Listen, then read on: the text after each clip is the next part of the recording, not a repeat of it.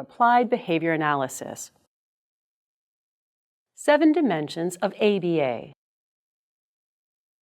Applied behavior analysis is a growing field that focuses on making positive changes in behavior that benefits society. Applying these principles in real-world settings is different from laboratory research. It requires adapting techniques to fit everyday situations for effective and socially significant results. However, there remains a standard of rigor as is required by any science. In a 1986 article, Bear, Wolf, and Risley established some current dimensions of applied behavior analysis that set the foundational criteria for applied behavior analysis in real-world applications. These 7 dimensions help ensure the use of applied behavior analysis is effective, ethical, and scientifically sound. The first dimension is applied, which emphasizes the importance of focusing on behaviors that are socially significant and meaningful to the individual, with a broader positive impact on society. For example, a practitioner might target communication skills for someone who struggles to express their needs, resulting in frequent frustration and tantrums. Teaching effective communication would not only improve the individual's well-being, but also positively affect their interactions with others. The second dimension is behavioral, which focuses on observable and measurable behaviors. This allows for precise tracking and ensures consistency in measurement across different individuals.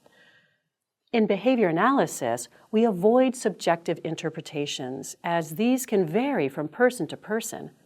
Instead, we rely on objective data that can be consistently observed and recorded. For example, tracking the number of tantrums an individual exhibits or the duration of each tantrum are all part of objective measurement. On the other hand, trying to measure something like frustration is subjective. What one person sees as frustration might not be seen the same way by another, making it less reliable for consistent tracking. The third dimension is analytic.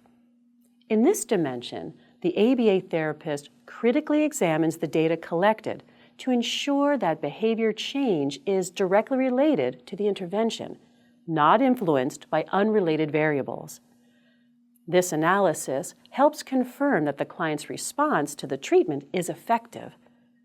By being analytical, the therapist gains insight into which aspects of the intervention are most successful and whether the intervention is reliable.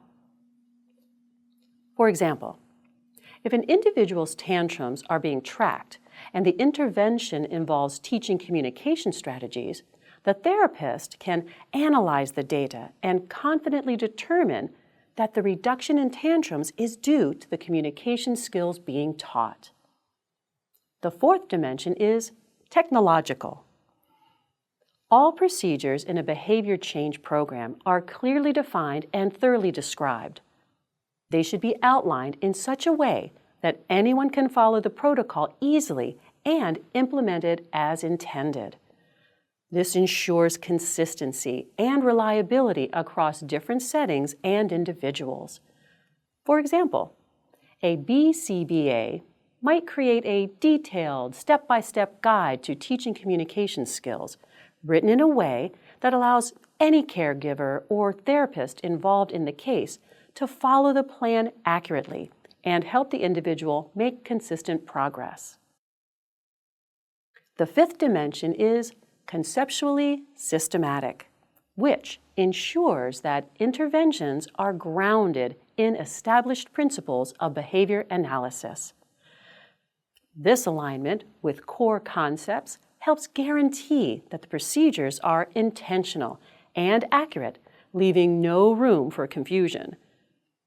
By basing the intervention on well-founded behavioral principles, the analyst ensures the approach is both effective and scientifically valid, leading to consistent, reliable results.